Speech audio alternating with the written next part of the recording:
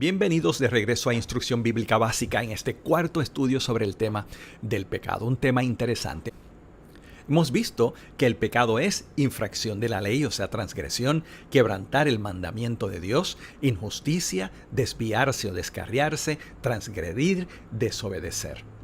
Pero hemos visto que en esencia el pecado no es otra cosa que el menosprecio o el desprecio a Dios y a su palabra, dando más valor a la tentación que a las instrucciones de Dios. Ahora bien, ¿cómo es que este pecado entra en el mundo, en nuestra historia y también en nuestra vida? Bueno, es un tema que no vamos a tocar en profundidad, solo ahora lo vamos a mencionar. El pecado entra en el mundo cuando la primera pareja, o sea, Adán y Eva, desobedecen a Dios y pecan. De esta manera entra el pecado al mundo. Y de ahí en adelante, la Biblia dice que todos hemos pecado.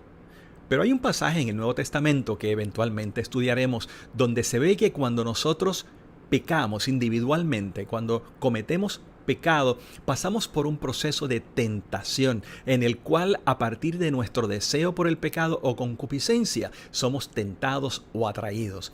Cuando cedemos a esa tentación, entonces pecamos.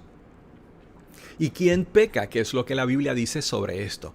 En Romanos dice, no hay un solo justo, ni siquiera uno. Todos hemos pecado. ¿Quién peca? Todos.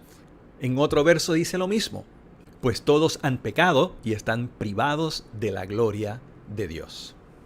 Así que ¿quién peca? Contundentemente, todos a lo largo de la historia. ¿Y qué importa el pecado? ¿Qué consecuencias tiene el pecado en nuestra vida? Nuevamente, con el deseo de simplificar este tema del pecado y sus consecuencias, nos limitamos a explicar las consecuencias del pecado a través de este texto, donde vemos que el pecado logra separarnos de Dios.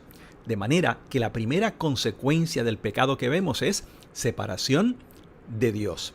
Pero también vemos en otro lugar, en el Nuevo Testamento, donde dice, porque la paga del pecado es muerte, mientras que la dádiva de Dios es vida eterna en Cristo Jesús, nuestro Señor.